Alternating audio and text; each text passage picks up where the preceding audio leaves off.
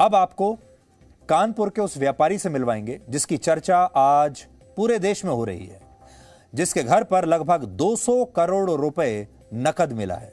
हैरानी की बात यह है कि यह व्यक्ति बहुत साधारण से घर में रहता है और आज भी एक पुराने स्कूटर पर चलता है, यानी इसके पास एक गाड़ी तक नहीं है।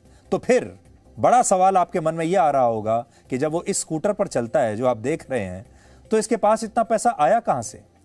तो इस व्यक्ति का कहना है कि इसे भारी मात्रा में पुश्तैनी सोना मिला है, जिसे बेच बेच कर इसने 200 करोड़ रुपए बैंक में जमा करने के बजाय अपने घर में ही छिपा कर रख लिया। यह बात पता चलने के बाद इस व्यक्ति के पड़ोसी भी आजकल बड़े हैरान हैं और वो भी ये सोच रहे हैं कि उन्हें इस बात के बारे में कैसे पता नहीं चला कि इस व्यक्ति ने हमारे ही पड़ोस में, हमारे ही मोहल्ले में 200 करोड़ रुपया अपने मकान में छिपा कर रखा हुआ है। इस व्यक्ति का नाम है पीयूष जैन और पीयूष जैन के लाइफस्टाइल को देखने के बाद आप ये जरूर सोचेंगे कि जिस पैसे का कोई फायदा ही ना हो, जिससे कुछ खरीदा ना जा सके और जो पैसा ऐसे ही घर में भरकर रखा हुआ है, बोरियों में भरकर छिपाया हुआ है, वो पैसा तो कागज की रद्दी के बराबर है और ऐसे पैसे का क्या फायदा? पीयूष जैन ने अपने घर के हॉल में एक वाटर टैंक बनवाया हुआ था और जब इसकी जांच हुई तो इस टैंक के नीचे एक तहखाना मिला। टैंक का कवर हटाने पर सबसे पहले चंदन के तेल का ड्रम मिला। इस ड्रम को जब हटाया तो उसके नीचे 17 करोड़ रुपए कैश मिले और इसी के नीचे 23 किलोग्राम गोल्ड की जो ब्रिक्स होती हैं, यानी सोने की ईंटें, वो भी दबी हुई रखी हुई थी। ये सब कुछ पीयूष जैन के घर में तहखाने में बोरियों में भरकर रखा हुआ था और जो नोट बरामद किए गए उनमें से ज्यादातर वर्ष 2016 से 2017 के बीच के हैं। माना जा रहा है कि नोटबंदी के बाद यह पैसा इस तहखाने में दबाया गया था। इनके अलावा 2-2 हजार रुपए के नोट भी बड़ी मात्रा में इस तहखाने से बरामद हुए हैं। अब तक पीयूष जैन के पास से 194 करोड़ रुपए कैश बरामद किया जा चुका है। इनमें से 177 करोड़ 45 लाख रुपया कानपुर से बरामद हुआ और 17 करोड़ रुपए कन्नौज के उनके दूसरे घर से बरामद हुए। बरामद की गई सोने की ईंटों की कुल कीमत 11 करोड़ रुपए के आसपास है। इसके अलावा जो चंदन का तेल बरामद हुआ है उसकी मात्रा भी 600 किलोग्राम के आसपास है। पीयूष जैन के पास जो लगभग 200 करोड़ रुपए मिले, उनसे उत्तर प्रदेश के 93 लाख लोगों को मुफ्त वैक्सीन लगाई जा सकती थी। इतना पैसा था। पीयूष जैन के पास अब तक 194 करोड़ रुपए कैश बरामद हो चुके हैं, लेकिन इस बात पर उनके पड़ोसियों को अब तक विश्वास नहीं हो रहा है।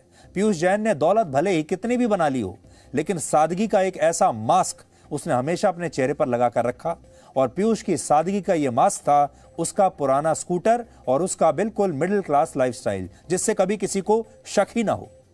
कन्नौज की तंग गली में पीयूष ने मकान तो देर सवेर पक्का और बड़ा बना लिया, लेकिन वो हमेशा एक पुराने से स्कूटर पर ही चलता था और जहां भी उसे जाना होता था इस स्कूटर से आता जाता था। पीयूष ने कभी भी किसी को यह एहसास ही नहीं होने दिया कि उसके पास बहुत पैसा है और पीयूष जैन को ना पहचान पाने की कोई और वजह, ना पहचान पाने की कई और वजहें भी हैं कि वो बिल्कुल एक आम नॉर्मल सा आदमी लगता था। एक तो ये कि उसका आसपास के लोगों से मिलना जुलना बहुत ही कम था। वो आसपास के बहुत ही कम लोगों से बातचीत किया करता था, देर से सोकर उठता था और अपने स्कूटर से सीधे चुपचाप अपने काम पर निकल जाता था। किसी से ज्यादा बातचीत करता ही नहीं था। इसके अलावा उसने घर भी ऐसा बनवाया जिसमें से आसपास से किसी के ताक झांक करने की कोई गुंजाइश ही ना हो। इससे आप ये समझ पाएंगे, सोचेंगे आप कि ये पैसा अब कागज की रद्दी की तरह सड़ रहा था, तो फिर ऐसे पैसे का फायदा क्या हुआ? जब हम कन्नौज पहुंचे तो हमें पता चला कि पीयूष जैन कन्नौज की गलियों में अपने खटारा स्कूटर से घूमता है और हालांकि ये स्कूटर उसका नहीं है, एक डेमो के तौर पर हम आपको दिखा रहे हैं। कुछ यहाँ के लोगों ने बताया कि वो कन्नौज की गलियों में इतना सादगी से रहता है कि लोगों को यकीन करना एक बार में बड़ा मुश्किल हो गया जब टीवी पर खबर देखी कि 170 करोड़ रुपए कानपुर वाले घर से मिले हैं। और इसीलिए कहा जा रहा है कि पीयूष जैन जैसा बाहर से दिख रहा है, अंदर से वैसा बिल्कुल भी नहीं है। बाहर से वो खटारा स्कूटर पर कन्नौज की गलियों में घूमता है, लेकिन अंदर 170 करोड़ का कैश मिलता है और भी ज्यादा यह रकम बढ़ सकती है। कन्नौज में जो उसका घर है, जो उसके ठिकाने हैं, कई जगह पर है। कानपुर में भी उसका कारोबार काफी फैला हुआ है और इसीलिए कन्नौज के लोगों को यकीन नहीं हो रहा है कि उनके बीच में धन कुबेर जैसा पीयूष जैन भी मौजूद था। बता दें, कोई स्कूटर इस्तेमाल करते थे? हाँ, स्कूटर है बहुत पहले। हाँ, तो स्कूटर ही से। अच्छा, स्कूटर से चलते थे। कन्नौज में वो जब पीयूष जैन आते थे तो क्या बड़ी गाड़ियों से चलते थे या किससे यहाँ पे? नहीं, बिल्कुल साधारण आदमी है हम लोगों जैसे, कोई इतना कुछ नहीं है। तो इतना पैसा कहाँ से आ गया, 170 करोड़ का कैश? अब 170 करोड़ कहाँ से आया ये तो नहीं बता भैया। इतना 250 करोड़ रुपया निकला है तो उसी को देखने आए भैया, कुछ देखने का हमको मिल रहा है। हमने आज तक इतना रुपया ही नहीं देखा। तो पड़ोस के लोग बड़े परेशान हैं और ये सोच रहे हैं कि उन्हें तो पता ही नहीं चला कि उनके आसपास, उनके मोहल्ले में, घर में इतना पैसा दबा कर रखा हुआ है।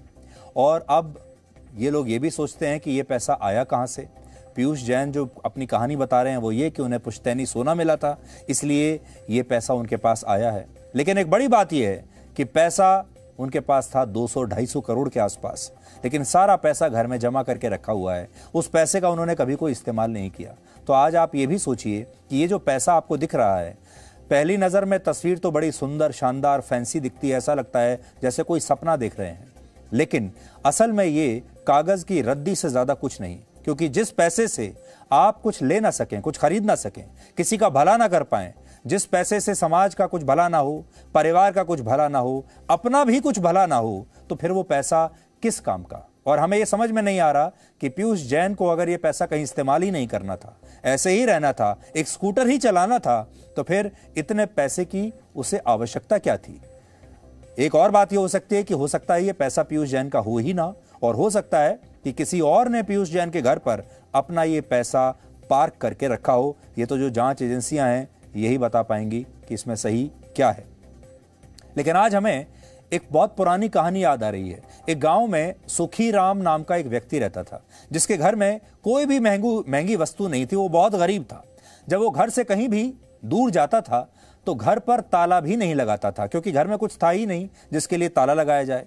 लेकिन एक दिन उसकी लॉटरी लग गई और उसे लाखों रुपए का इनाम मिला। ये पैसा मिलने के बाद उसे लगा कि अगर उसने ये पैसा बैंक में जमा कराया तो बैंक इसे खा जाएगा, उसका पैसा डूब जाएगा। इसलिए उसने ये सारा पैसा अपने घर पर ही रख लिया। लेकिन इस पैसे ने उसे हमेशा के लिए उसके घर तक सीमित कर दिया। उसने इस पैसे का इस्तेमाल भी नहीं किया और इसके बाद से वो अपने घर से बंद गया और उसे इसी बात का डर सताता रहता था कि कहीं उसका पैसा कोई ले ना जाए। इस पैसे ने उसका सुकून खत्म कर दिया। वो अपनी पत्नी को शक की नजरों से देखने लगा, अपने बच्चों को भी शक की नजरों से देखने लगा, क्योंकि उसे लगता था कि उसका परिवार ही एक दिन उससे ये पैसा छीन लेना चाहता है। और एक दिन जब परिवार के सभी लोग उससे अलग हो गए तो उसे पता चला कि जिस पैसे की वो हिफाजत कर रहा था वही पैसा असल में उसका सबसे बड़ा दुश्मन है। ये कहानी आपको सुनी सुनाई भी लग सकती है, बोरिंग भी लग सकती है, लेकिन इस कहानी में जीवन का एक बहुत बड़ा फलसफा छिपा हुआ है। Presenting B News app, available on Google Play and App Store. Download it now.